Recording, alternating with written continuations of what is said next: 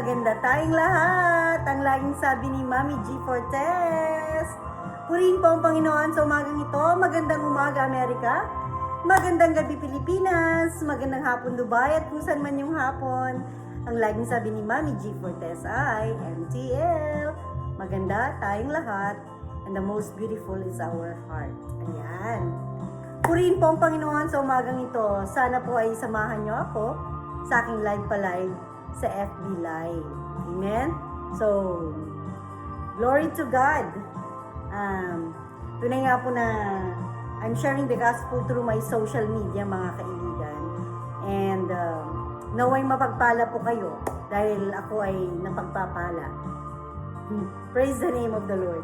Ang ating Bible verse for the day is found in 1 Corinthians chapter 1 verse 19 to 20. 1 Corinthians chapter 1 verse 19 to 20. Kunin ko lang yung Bible ko. Kasi actually yung Bible na ito kay Myra to Fernando Canalita. Pag nagkita kami, bibigay ko sa kanya. Kasi nga pinangako ko sa kanya, ayan sinishade ko na nga Sa 1 Corinthians chapter 1 verse 1 verse 19 to 20. Ayan. Hello everyone! Magandang gabi, Pilipinas! Thank you for watching Mami G. Fortes live pa-live dito sa FB Live. Ayan. 1 Corinthians chapter 1 Corinthians chapter 1. Ano ba? After ng Acts, Romans pala. Romans, 1 Corinthians chapter 1. Ayan.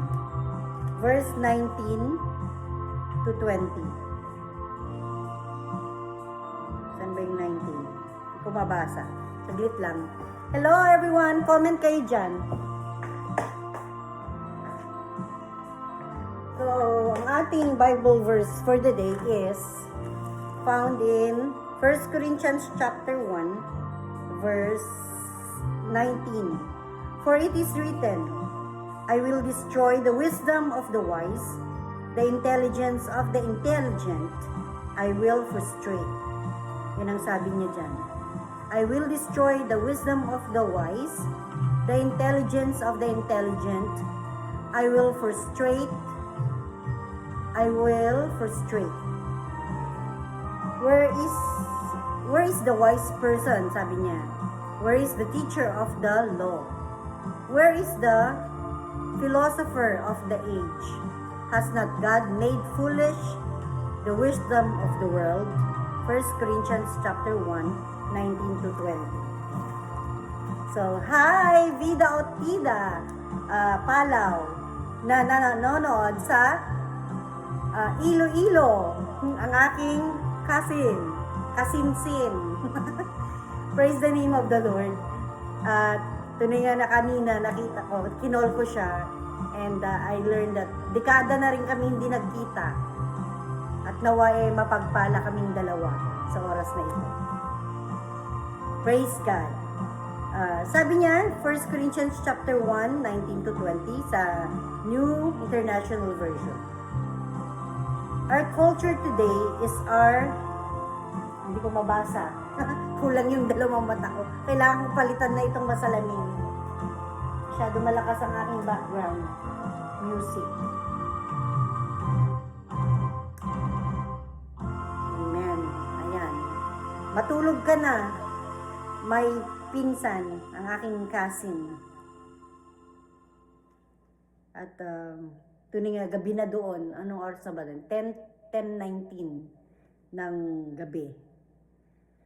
And of course, ito po yung sabi dito sa 1 Corinthians chapter 1, 19 to 20. Ayan, patalastas.